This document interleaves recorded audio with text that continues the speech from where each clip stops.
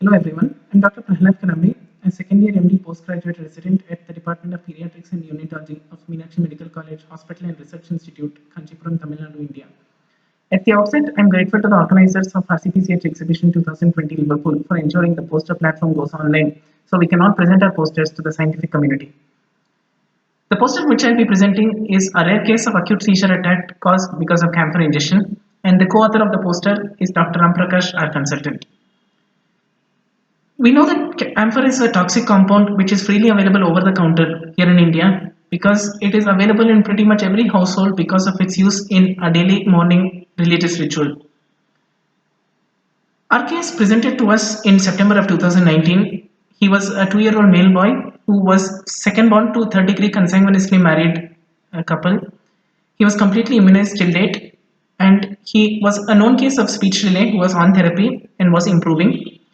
He presented to us in the ER with a history of 2 episodes of projectile vomiting and history of jerky movements for 2 hours of only the right upper limb. On arrival in the ER at approximately 7 p.m., on primary assessment, we found that his airway, breathing, circulation all were stable, his vitals were normal. The primary informant was the father, and he gave a history of jerky movements of the right upper limb while playing in the evening at around 5 p.m. While playing, the father observed that the child fell backwards and subsequently had a 5-minute loss of consciousness, which was spontaneously regained on his own. And the projectile vomiting was non blood tinged and not bile stained as well. On detailed assessment of the child, neurological assessment was normal, and we sent basic investigations for the child as well, and admitted the child under the pediatric intensive care unit and started the child on loading dose of phenytoin at 20 mg per kg per day, and subsequently onto maintenance phenytoin at 5 mg per kg per day. By this time, the investigations of this child had come through, and total count of the child was 13,200. And like I mentioned initially, the child was afebrile at admission. The electrolyte profile of the child was also normal. Sodium was 137, potassium 4.2, chloride 105, bicarb 16, and calcium was 5.2. By now, 24 hours post admission, there was no recurrent episode of the seizure, and we noticed that the child was starting to develop fever spike and was having persistent fever spikes for a day.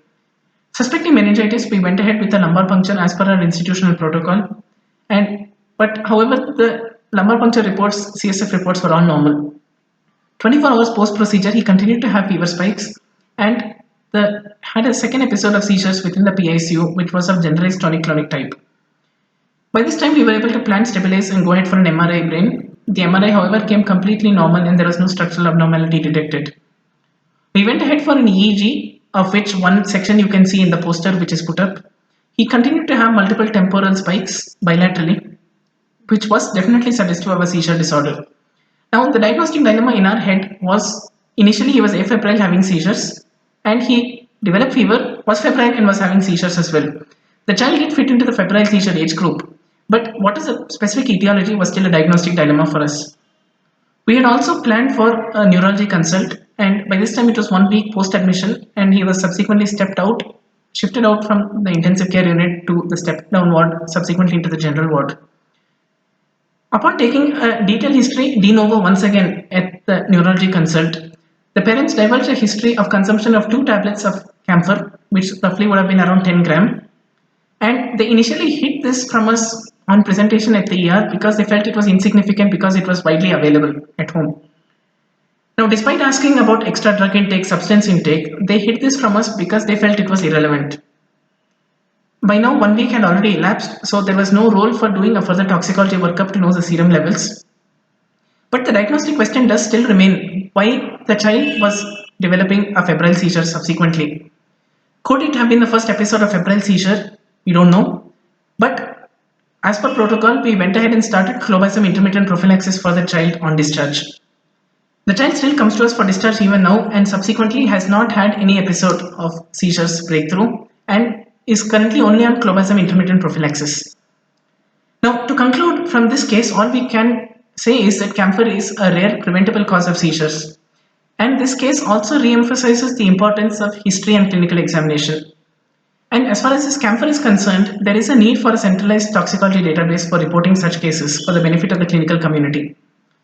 Now, this was due to be presented in the last week of April at Liverpool at the RCPCH exhibition.